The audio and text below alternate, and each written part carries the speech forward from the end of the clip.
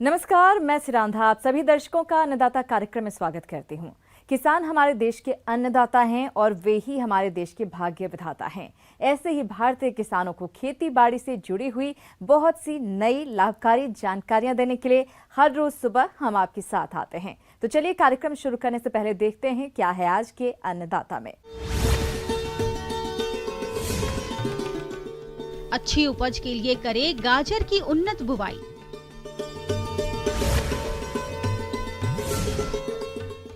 नए फल बाग में किए जाने वाले जरूरी कार्य।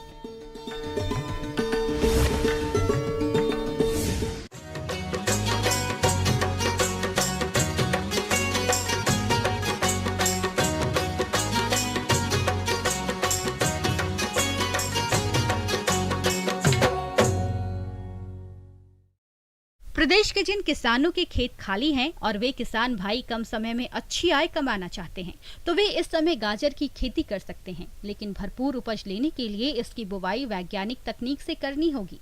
तो कौन कौन सी गाजर की उन्नत किस्में और किस तरह से करे बुवाई, इसके लिए देखिए यह खास रिपोर्ट। गाजर की उन्नत बुआई तकनीक। गाजर एक महत्वपूर्ण जड़ वाली सब्जी की फसल है। गाजर की खेती पूरे भारतवर्ष में की जाती है। गाजर को कच्चा और पकाकर दोनों ही तरह से लोग उपयोग में लाते हैं। गाजर में कैरोटीन और विटामिन ए पाया जाता है, जो कि मनुष्य के शरीर के लिए बहुत ही लाभदायक है। भूमि का चुनाव और खेत की तैयारी। गाजर की खेती के लिए अच्छे जल निकासी वाले दोमट भूमि, जिसमें जैविक पदार्थ अधिकांश मात्रा में हो, उपयुक्त होती है। खेत की तैयारी के समय एक जुताई मिट्टी पलटने वाले हल से और 2 जुताइयां देशी हल या कल्टीवेटर से करके पाटा लगाकर खेत को भुरभुरा व समतल कर लेना चाहिए। अब बात आती है खाद और उर्वरक प्रबंधन की। तो 20 टन सड़ी हुई गोबर की खाद और 40 किलोग्राम यूरिया, 130 किलोग्राम DAP और 40 किलोग्राम MOP का आप प्रति हेक्टर की दर से बुआई के समय प्रयोग करें और शेष बची यूरिया की 70 किलोग्राम मात्रा का प्रयोग आप 30 से 35 दिन की खड़ी फसल में करें, जिससे आपके फसल की बढ़वार अच्छी होगी। गाजर की उन्नत किस्में। किसान भाइयों, गाजर की 2 तरह की किस्में होती हैं, एक यूरोपियन किस्म और दूसरी एशियाई किस्म। जहां तक यूरोपियन किस्मों की बात है तो इसकी जड़ें लंबी और पतली गहरे संतरे रंग की होती है।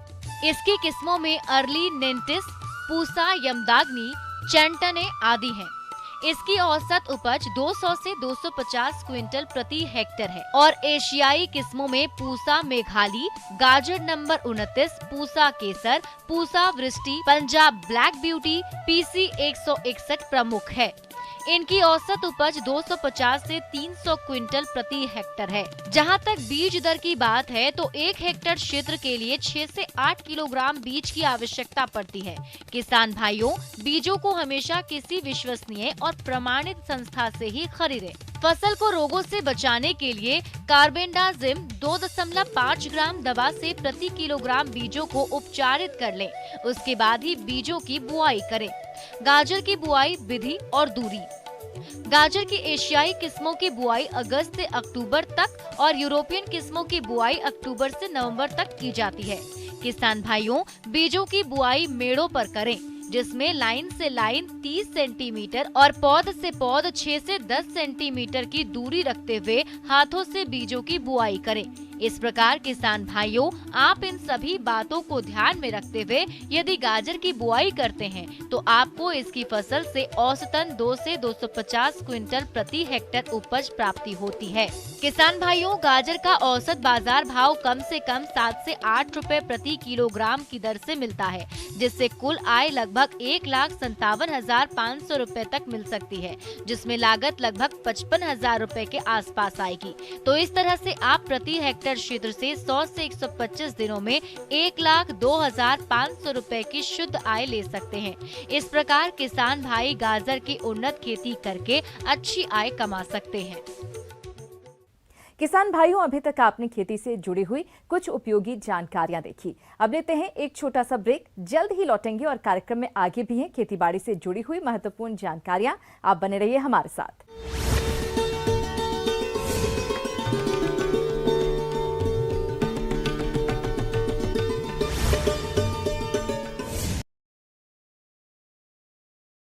सोशल मीडिया पर एक कुत्ते की नाक पर फिजिट स्पिनर घुमाने का वीडियो जमकर देखा जा रहा है। उसकी मालकिन ने स्पिनर को उसके नाक पर रखकर घुमा दिया, जिसके बाद ये कुत्ता एकदम सीधे बैठकर बड़ी हैरानी से उसे देखता रहा। हालांकि इस दौरान वो बिल्कुल नहीं घबराया और उसने नाक से उसे गिरने भी नहीं दिया।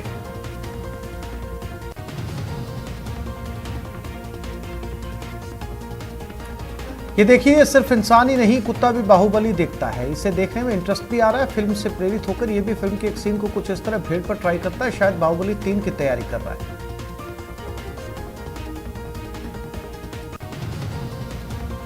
कई लोगों को बाइक चलाने का शौक है, लेकिन कभी देखा आपने कि किसी कुत्ते को भी बाइक पर लॉन्ग ड्राइव का शौक हो, वो भी अपने मालिक के साथ। तस्वीरें कुछ इसी तरीके से बयान करती है। टशन में बाइक चला रहा है और मालिक भी शान से बैठा है। जो गरजते हैं वो बरसते नहीं। इस वीडियो में कहावत बिल्कुल फिट बैठती है।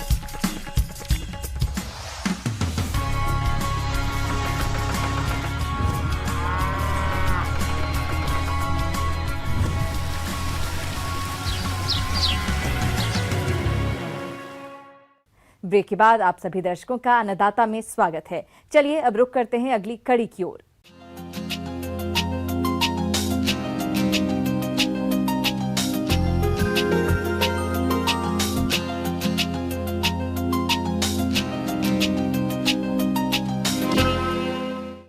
प्रदेश के बहुत से किसान भाई अपनी आमदनी बढ़ाने के लिए खेती के साथ साथ बागवानी करते हैं।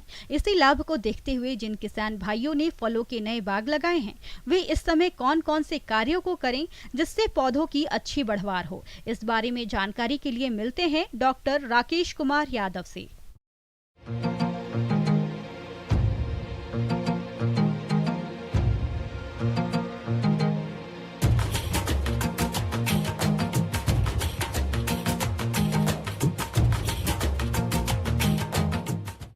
आज फल बगीचे जो हमारे राजस्थान में जो फल वाले जो बगीचे हैं, उनकी इस समय क्या सामान्य जो सावधानियां हैं वो रखें और इस समय क्या क्या जो क्रियाएं हैं वो करें। बागवान भाइयों, फलों के नए बाग लगा देने मात्र से ही अधिक फल नहीं मिल जाएगा, बल्कि इसके लिए नए बाग में किए जाने वाले कार्य को समय पर करना होगा, जिसमें सबसे पहले बात करते हैं सिंचाई की। तो बागों में सिंचाई ड्रिप के माध्यम से समय समय पर करना चाहिए, जिससे कम पानी में अधिक क्षेत्र पर आसानी से सिंचाई कर सकते हैं। फलों के बाग में एक समस्या खरपतवारों की आती है। इसके लिए बाग में खुरपी, फावड़े या पावर टिलर यंत्र की सहायता से बाग में निराई गुड़ाई करके खरपतवारों को नष्ट करते रहना चाहिए।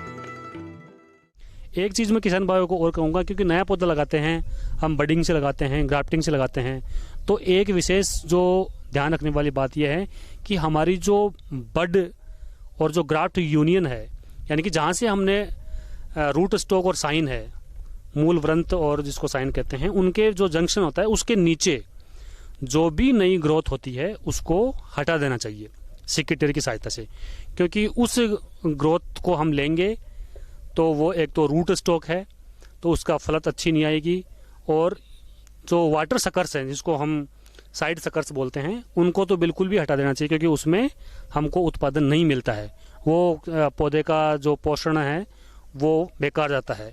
इसलिए जो भी ग्राफ्ट यूनियन या बड यूनियन है उसके नीचे कोई भी ग्रोथ हो उसको हटा दें। ये भी एक विशेष प्रक्रिया है, उसको दोहराते रहें। इसके बाद में मैं कहूँगा कि ज़्यादातर तो बगीचे होते हैं उनमें ओपन सेंटर यदि सिस्टम रहता है तो वो ठीक रहता है। उसमें क्या करते हैं, ओपन सेंटर लीडर, ये 2-3 सिस्टम हम अडॉप्ट करते हैं। तो उसमें क्या करते हैं, लगभग पौधे को ज़मीन से 1 मीटर हाइट तक हम लगभग रखते हैं, उसके बाद में शाखाएं लेते हैं। तो उसके लिए प्रारंभ से ये करें कि पौधा जब हमारा छोटा रहता है तभी से उस पर का जो नई ग्रोथ है, टॉप है, उसको काट देते हैं। काटने के बाद में क्या होगा, साइड से उसकी ब्रांचेज निकलेगी, मैन स्कैफोल्ड ब्रांचेज जो बाद में जाके बनती हैं वो बनेगी। तो बीच में स्पेस रहेगा, उसमें सूर्य का प्रकाश अच्छा आएगा, हवा आएगी, क्योंकि माइक्रो क्लाइमेट डेवलप नहीं होगा तो कीट बीमारियां नहीं आएगी, और अच्छा प्रकाश उसमें पड़ेगा तो प्रकाश संश्लेषण की क्रिया अच्छी होगी। इससे हमारे फल की क्वालिटी भी बढ़ेगी और उत्पादन भी बढ़ेगा। तो ये मुख्य जानकारियां जो किसानों को, भाइयों को करना चाहिए। फल बागान से अच्छी फलत लेनी है तो पौधों की अच्छी बढ़वार के लिए कई तरह के पोषक तत्वों की आवश्यकता होती है। तो आम, अमरूद, नींबू, अनार के पौधों के चारों ओर 25 किलोग्राम कंपोस्ट खाद प्रतिवर्ष प्रयोग करें। इसके अलावा पौधों के प्रकार, आयु और मृदा जांच रिपोर्ट के अनुसार उचित मात्रा में समय समय पर खाद उर्वरकों का इस्तेमाल करना चाहिए। ऐसा करने से पौधों की बढ़वार अच्छी होगी और आने वाले समय में अधिक फलोत्पादन मिलेगा। जब पौधा चल जाता है, इसके बाद में हम उसमें यदि बारिश नहीं होती है तो सिंचाई करेंगे, बारिश होती है तो सिंचाई की आवश्यकता नहीं है। फिर कुछ फल वाले जो पौधे होते हैं ऐसे होते हैं जिनमें लगाते ही कीड़े और बीमारी आ जाती है। जैसे अपना नींबू है, नींबू में जैसे इस साल आपने लगाया तो इसी साल जैसे ही अनुकूल समय मिला, जैसे जुलाई से लेकर दिसंबर तक का जो महीना होता है, वो इसमें जो लीफ माइनर है, लेमन बटरफ्लाई है, सिट्रसाइला है, ये इस तरह के जो कीड़े हैं वो आना शुरू हो जाते हैं। सिट्रस कैंकर है जो कि इसका इम्पोर्टेंट एक रोग है नींबू का। तो इस तरह के तो हमको किसान भाइयों को चाहिए कि वो रोज अपने बगीचे में जाएं, रोज एक एक पौधे को देखें कि किसी में रोग तो नहीं है, कीट तो नहीं है, और यदि हैं तो समय रहते हुए उनका नियंत्रण आवश्यक रूप से कर लेना चाहिए। बागबान भाइयों, नए फलों के बाग लगाने के लगभग 3 से 4 वर्ष बाद फल मिलना शुरू होता है और ऐसी दशा में नए बाग में अनंत फसलों के रूप में सब्जियों को उगाकर अतिरिक्त लाभ भी ले सकते हैं। इस समय फल बागों में कई तरह के हानिकारक कीट नुकसान पहुंचाते हैं, जैसे कि सफेद मक्खी, बेला, लीफ माइनर। तो इन कीटों के नियंत्रण के लिए 750 मिलीलीटर मेटास्टाक्स 25 EC या 500 मिलीलीटर मोनोक्रोटोफास 30 EC को 500 लीटर पानी में घोलकर छिड़काव करें। इसके अलावा बाग में कई तरह के रोगों का प्रकोप होता है, जिनकी सही पहचान करके समय रहते रोकथाम के उपाय अपनाने चाहिए। तभी इन बागों से आगे चलकर अच्छे फल मिलेंगे। ये जो प्रक्रियाएं हैं, हम सभी फल वाले जो बगीचे हैं, जैसे अपना नींबू है, जामुन है, बेर है, लसोड़ा है, ये सारी प्रक्रियाएं जो मैंने बताई वो सभी जो राजस्थान में जो सभी फल होते हैं वो उन सब में ये क्रियाएं सामान्य तौर पर की जानी चाहिए। आगे और भी हैं खेतीबाड़ी से जुड़ी हुई बहुत सी रोचक जानकारियां, पर यहाँ पर रुकेंगे एक और छोटे से ब्रेक के लिए। जल्द हाजिर होते हैं।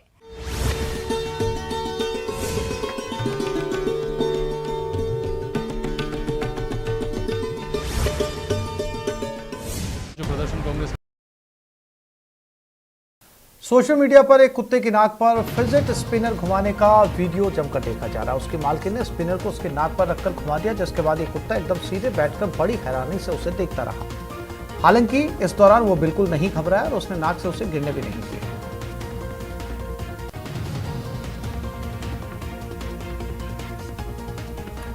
ये देखिए, सिर्फ इंसान ही नहीं, कुत्ता भी बाहुबली देखता है। इसे देखने में इंटरेस्ट भी आ रहा है। फिल्म से प्रेरित होकर ये भी फिल्म के एक सीन को कुछ इस तरह भीड़ पर ट्राई करता है, शायद बाहुबली 3 की तैयारी कर रहा है।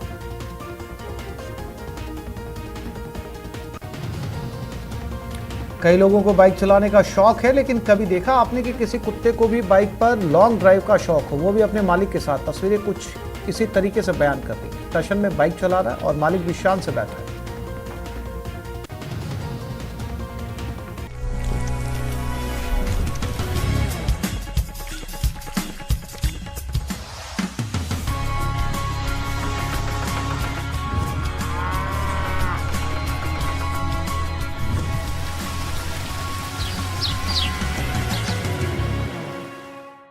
ब्रेक के बाद एक बार फिर से आप सभी दर्शकों का अन्नदाता कार्यक्रम में स्वागत है। बढ़ते हैं अगली प्रस्तुति की ओर।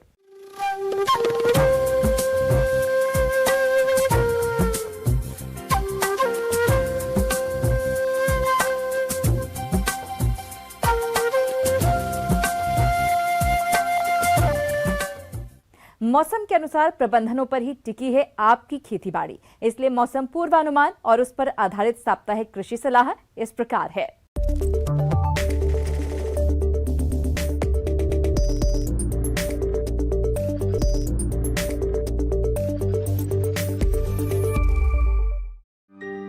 ग्रामीण कृषि मौसम सेवा, भारत मौसम विज्ञान विभाग, हनुमानगढ़ द्वारा भेजे गए मौसम पूर्वानुमान रिपोर्ट के आधार पर किसान भाइयों को सलाह दी जाती है कि रबी फसलों की बुआई से पहले मिट्टी परीक्षण अवश्य करवाएं। मिट्टी की जांच से भूमि में उपलब्ध पोषक तत्वों की जानकारी मिलती है।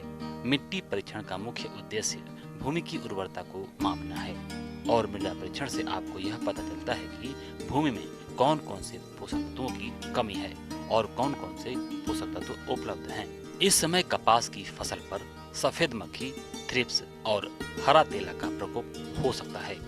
इसके लिए किसान भाई खेत की निरंतर निगरानी करें। सफेद मक्खी की रोकथाम के लिए पायरीप्रोक्सीफेन 10 EC की 250 मिलीलीटर या ग्लूथायानिडिन 50 WG की 50 ग्राम मात्रा 100 लीटर पानी में घोलकर स्प्रे करें। सफेद मक्खी और हरा तेला की रोकथाम के लिए ब्यूप्रोफेजिन 25 EC की 200 मिलीलीटर मात्रा 100 लीटर पानी के साथ छिड़काव करें। थ्रिप्स की रोकथाम के लिए स्पाइनेटोरान 11.7 SC की 100 मिलीलीटर मात्रा 100 लीटर पानी में घोलकर छिड़काव करें। किसानों को सलाह दी जाती है कि फूल व टिंडों के गिरने की रोकथाम के लिए एसीमोन या प्लेनोफिक्स का 2.5 मिलीलीटर मात्रा प्रति 100 लीटर पानी में घोल बनाकर छिड़काव करें। देसी कपास की फसल में चितकबरी और अमेरिकन सुंडी की रोकथाम के लिए डेल्टा मेथ्रिन 2.8 EC की 1 ग्राम या इंडोक्साकार्ब 14.5 SC की 1 मिलीलीटर मात्रा या स्पाइनोसेड 45 SC की 0.33 मिलीलीटर मात्रा प्रति लीटर पानी की दर से घोलकर छिड़काव करें। धान की फसल में ब्लास्ट के लक्षण पौधों की पत्तियों पर छोटी छोटी आंख जैसा धब्बा जिसका अंदर का भाग हल्का भूरा और बाहर गहरे भूरे रंग का होता है। ब्लास्ट की रोकथाम के लिए हिनोसान की 150 ग्राम मात्रा 100 लीटर पानी में घोलकर छिड़काव करें। आवश्यकता होने पर 15 दिन बाद इस छिड़काव को दोहराएं। अगेती बोई गई मूंगफली की फसल पकाव की अवस्था पर है, इसलिए किसानों को सलाह दी जाती है कि जमीन खोदकर देख लें कि फलियां पक गई हैं या नहीं। अगर 80% फलियां पक गई हैं तो मूंगफली की खुदाई की जानी चाहिए। बाजरे की फसल में अरगट रोग के लक्षणग्रस्त पौधों से गुलाबी रंग का चिपचिपा गाढ़ा रस निकलने लगता है। कुछ समय बाद इस चिपचिपे पदार्थ का रंग गहरा भूरा रंग में बदल जाता है। रोग बढ़ने पर बाजरे की बालियों में दानों की जगह गहरे भूरे रंग के पिंड बन जाते हैं। इसकी रोकथाम के लिए जिनेब 2.5 किलोग्राम या मैंकोजेब 1.5 से 2 किलोग्राम का 3-3 दिन के अंतराल पर 3 बार छिड़काव करना चाहिए। सरसों की शीघ्र बुआई के लिए खेत की तैयारी शुरू कर सकते हैं। इसके लिए किसान भाई प्रमाणित बीज एवं खाद की खरीद कर सकते हैं और मिट्टी की जांच अवश्य करवाएं तथा उसके अनुसार पोषक तत्वों का उपयोग करें। तारामीरा फसल की बुआई के लिए 15 सितंबर से 15 अक्टूबर उपयुक्त समय है। भूमि में उपलब्ध नमी के अनुसार बुआई करें। सिफारिश किस्मों में RTM 314 तथा बीज दर 5 किलोग्राम प्रति हेक्टेयर उपयोग करें। बुआई से पहले मैंकोजेब 2.5 ग्राम प्रति किलोग्राम बीज की दर से उपचारित करें। कतार से कतार की दूरी 45 सेंटीमीटर रखें। इस मौसम में किसान गाजर की बुआई मेड़ों पर कर सकते हैं। बुआई के लिए सिफारिश किस्मों में पूसा रुदेरा PC 161, पंजाब ब्लैक ब्यूटी बीज की मात्रा 4 किलोग्राम प्रति एकड़ उपयोग करें। बुआई से पहले बीज को कैप्टान 2 ग्राम प्रति किलोग्राम बीज की दर से उपचारित करें। टमाटर, बैंगन, फल छेदक तथा गोभी में डायमंड बैक माथ की निगरानी हेतु फेरोमोन ट्रैप 3 से 4 प्रति एकड़ लगवाएं। पपीते की फसल में पर्णकुंचन रोग से पत्तियों का विकृत होना एवं इनकी सिराओं का रंग पीला पड़ जाना रोग के सामान्य लक्षण हैं। रोगी पत्तियां नीचे की तरफ मुड़ जाती हैं और फलस्वरूप ये उल्टे प्याले के अनुरूप दिखाई पड़ती है। इसकी रोकथाम के लिए डाइमिथोएट 30 EC की 1 मिलीलीटर मात्रा प्रति लीटर पानी की दर से घोलकर छिड़काव करें। मांस के लिए पाली गई ब्रॉयलर मुर्गियों के लिए यह उत्तम समय है। अतः ऑल इन व ऑल आउट का तरीका अपनाते हुए फ्यूमेगेट किए हुए फार्म में अच्छी हैचरी से चूजे खरीदकर पालें। अंडों के लिए पाली जाने वाली मुर्गियों को 14 से 16 घंटे प्रकाश उपलब्ध करवाएं और कम से कम 5 ग्राम सफेद ग्रेड की टुकड़ी उपलब्ध करवाएं। फार्म में घुसने पर अमोनिया की अधिकता के कारण यदि आंखों में और नाक में जलन महसूस हो तो बिछावन को तुरंत बदलें। फार्म में अमोनिया 25 ppm से अधिक नहीं होनी चाहिए।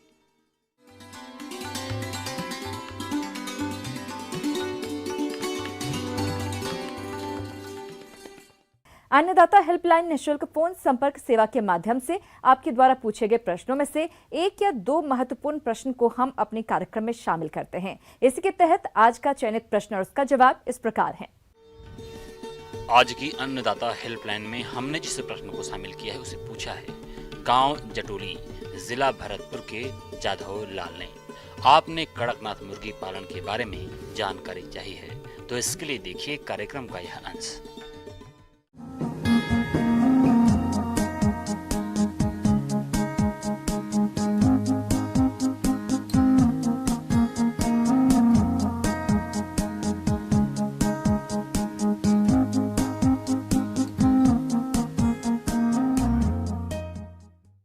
किसान भाइयों, आज हम बात करेंगे कड़कनाथ, जो कि वर्तमान में प्रसिद्धियों की बुलंदियों को छू रही है। ये मुर्गी की एक ऐसी प्रजाति है जो कि बहुत ही गुणकारी है और इस प्रजाति के पालन से कई किसान भाई बहुत लाभ प्राप्त कर रहे हैं और उपभोक्ताओं को भी इसके सेवन से बहुत फायदा प्राप्त हो रहा है।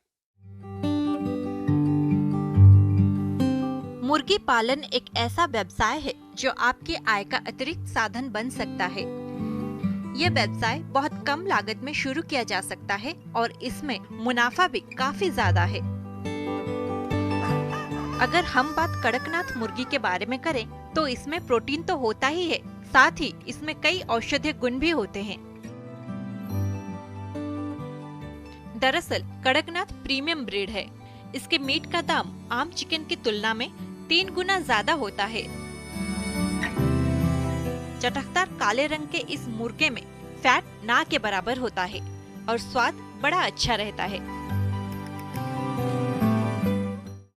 इस मुर्गी की जो उपलब्धता है वो ये झाबुआ, मध्य प्रदेश के झाबुआ प्रदेश में ये मुर्गी मुख्य रूप से पाई जाती है और झाबुआ के आदिवासियों द्वारा इसका पालन मुख्य रूप से किया जाता है। इस मुर्गी को काला मासी के नाम से भी जाना जाता है। काला मासी क्यों? क्योंकि इसके जो मांस है उसका रंग काला होता है। ये एक इसकी विशेष पहचान है और इसकी विशेषता है। मध्य प्रदेश के झाबुआ समेत कुछ अन्य जिलों में मुर्गी के ये खास नस्ल पाई जाती है जिसे कड़कनाथ के नाम से पहचाना जाता है। इसमें vitamin B1, B2, B6, B12, C, E, niacin, calcium, phosphorus और हीमोग्लोबिन से भरपूर होता है। इसके मीट में सफेद चिकन के मुकाबले कोलेस्ट्रॉल का स्तर कम होता है और अमीनो एसिड का स्तर ज्यादा होता है। ये दूसरे मुर्गियों की तुलना में लाभकारी है। इसका खून, हड्डियां और संपूर्ण शरीर काला होता है। इस मुर्गी को बैकयार्ड में भी पाला जा सकता है। बैकयार्ड फार्मिंग के लिए ये बहुत ही उपयुक्त मुर्गी है क्योंकि इसमें रोग प्रतिरोधक क्षमता भी अच्छी है और प्रतिकूल वातावरण को सहने की क्षमता।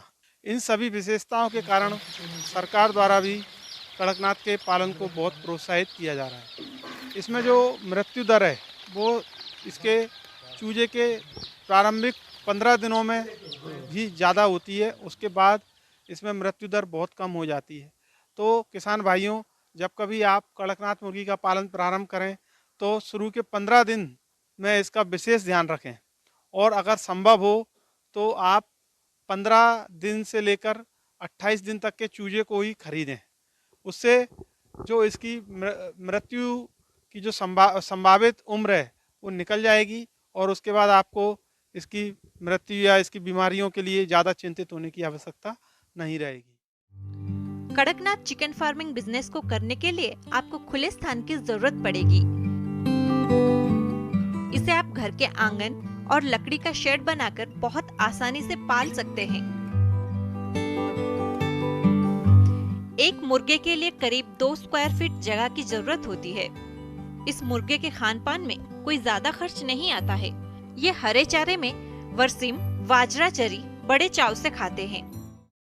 आपको इसके लिए दाने में जो कुछ बातों का ध्यान रखना है, उनमें 50% मक्का, 30% सोयाबीन की खली, 10% चावल की चूरी और 10% मछली का चूरा और 2 से 3% मिनरल मिक्सचर और विटामिन मिक्सचर का इस्तेमाल आप इसमें कर सकते हैं। इस प्रकार आप बहुत कम लागत में भी अच्छा दाना तैयार कर सकते हैं। इसमें कुछ टीकों का भी इस्तेमाल, जिसमें विशेष रूप से रानीखेत का टीका है।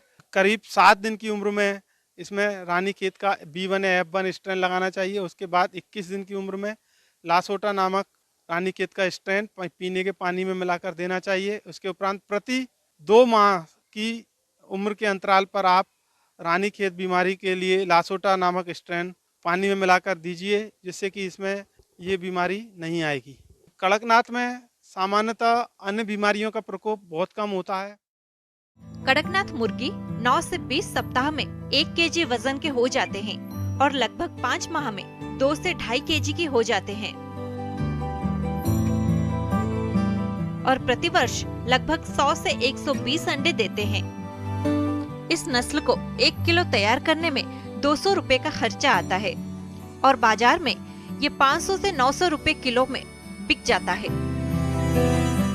अगर आप कड़कनाथ का व्यवसाय शुरू करना चाहते हैं तो भारतीय पक्षी अनुसंधान संस्थान इज्जत नगर बरेली में प्रशिक्षण ले सकते हैं। इसके अलावा कृषि विज्ञान केंद्र राज्यों के पशुपालन विभागों में भी इसकी पूरी जानकारी ले सकते हैं।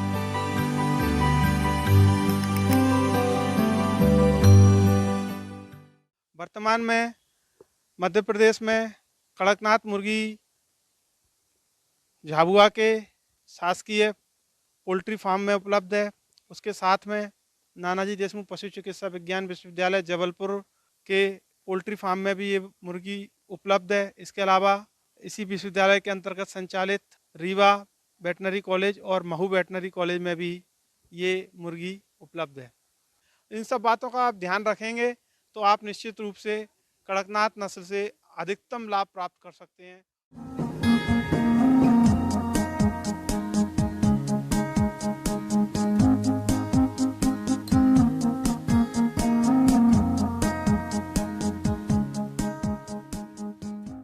किसान भाइयों, अन्नदाता आपकी सेवा के लिए संकल्परत है। कृषि संबंधित समस्या और सुझावों के लिए आप हमें इस पते पर संपर्क कर सकते हैं। प्रोड्यूसर अन्नदाता, news 18 Rajasthan, Ramoji film city, Hyderabad 501512। साथ ही आप हमें ईमेल भी कर सकते हैं। हमारा ईमेल है p18annadataraajasthan@nw18.com। इसके अतिरिक्त आप हमें निःशुल्क हेल्पलाइन नंबर पर सोमवार से शनिवार सुबह 10 बजे से शाम 4 बजे के बीच संपर्क कर सकते हैं। किसान भाइयों, अब समय हो रहा है आपसे विदा लेने का, तो हमारी पूरी अन्नदाता टीम को दीजिए इजाजत। कल फिर आपसे मुलाकात होगी कृषि संबंधित कुछ और महत्वपूर्ण जानकारियों के साथ। नमस्कार।